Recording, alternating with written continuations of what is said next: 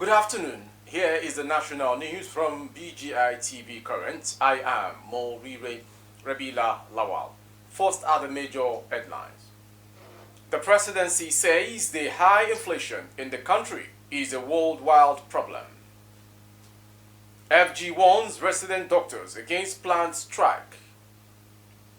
Two EFCC officials allegedly kill colleague over suspects items. Many escaped death as gunmen opened fire on travelers along Ado. And on sports, Flying Eagles hold Colombia in 6-goal thriller. Now the news in detail. The presidency says the high inflation in the country is a worldwide problem which no nation is immune to following the global economic downturn and the COVID-19 pandemic. Malam Garba Shehu, the president's spokesman, stated these while reacting to a Guardian newspaper write-up trying to rise the inflation to the Muhammad Buhari's administration. Shehu said these days the Guardian newspaper is at its best, but when it comes to twisting politically sensitive fact to suit its pro-conceived notions. In one of its highest fallacies, the paper this morning is trying to rise of inflation to its 17-year high to the person of the president, Muhammad Buhari, who leaves office in exactly 2 weeks from this day.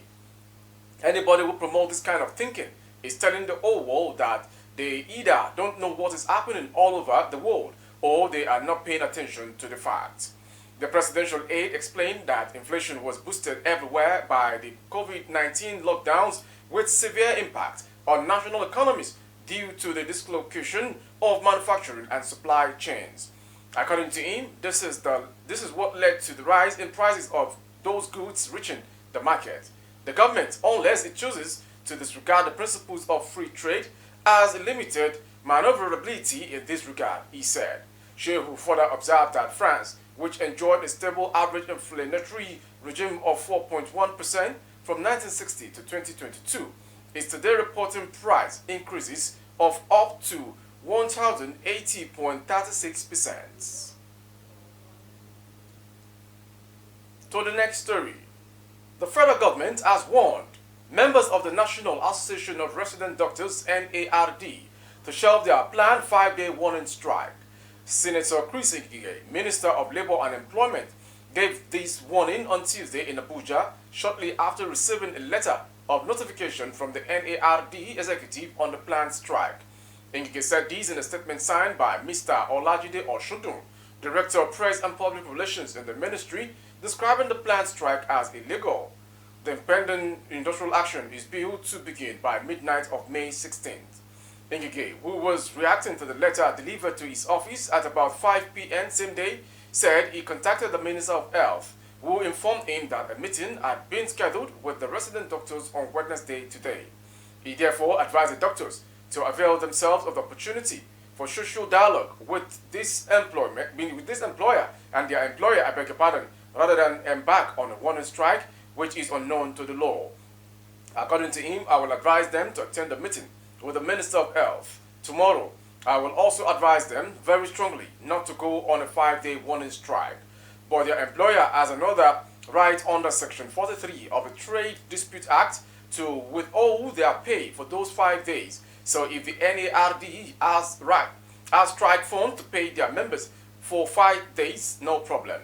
The health minister will instruct the teaching hospitals to employ ad hoc people for those 5 days, and they will use the money of the people who went on strike to pay the ad hoc doctors. Going on to the next story. 2 officials of the Economic and Financial Crimes Commission (EFCC), Assistant Superintendent Akpata Odwayo and Inspector Tochukwu Oguji, have been accused of killing a fellow officer, Inspector Abel Dixon. According to EFCC Chairman Abdurrashid Bawa, the incident occurred when the trio had a disagreement over the procedures for the custody of items belonging to a suspect in detention. Briefing journalists in Abuja yesterday, Bawa said the altercation between the officials resulted in a physical fight which led to the death of Inspector Dixon. He said, "We have invited you this morning to brief you about an unfortunate incident that happened at our Sokoto Zonal Command, which is suspected to have led to the death of one of our young officers, Inspector of the EFCC, Abel Dixon. The officer passed away on May 7, 2023 at the Usman Danfodio University Teaching Hospital, Sokoto, where he was receiving treatment for injuries he sustained 2 days earlier in a scuffle with two other staff, Odunayo and Oguchi. To the next story from Ado. Many travelers on Monday evening escaped being killed by gunmen suspected to be kidnappers who attacked their vehicle along the Ado-Akure highway. Nigeria Tribune gathered that the gun-wielding attackers, numbering 7, ambushed the commercial vehicle heading towards Akure at the section between Ikere-Ekiti and Iju in Ondo State. One of the victims, who spoke on Tuesday from the hospital bed while receiving treatment from the gun wounds at a tertiary institution in the state, said the incident happened at about 6 p.m. on Monday. He added that the gunmen emerged from the bush and opened fire on the vehicle with 6 passengers on board traveling to Akure, Ondo State capital from Ado. According to him, while 3 persons escaped from the scene with gunshot wounds, 3 other passengers were allegedly taken into the bush by the gunmen. He said, "When I closed from the office in Ado-Ekiti on Monday, I boarded a commercial vehicle from Ado to Akure. Between Ikere and Iju, the kidnappers waylaid and started shooting at us. I and 2 others managed to escape, but with several wounds and others taken away. I am at the Federal Teaching Hospital, Ado-Ekiti, receiving treatment from the several wounds I sustained." When contacted, the Police Public Relations Officer, PPRO DSP Sunday Abutu, confirmed the attack on the travelers, however, said it was an attempted armed robbery. And to end the national news coming this hour from BGI TV is the sports story. Nigeria's Flying Eagles held Colombia to a 3-3 draw in their last warm-up game before the 2023 FIFA Under-20 World Cup on Tuesday night. Ladamboso's side went behind on 20 minutes with Abel Oguchi conceding an own goal. Colombia doubled their advantage 9 minutes later with Oscar Manuel Coates converting from the spot. Jude Sunday reduced the deficit for the Flying Eagles few minutes before the break. Colombia regained their 2-goal lead immediately after the restart when with Yasser Asprilla finding the net.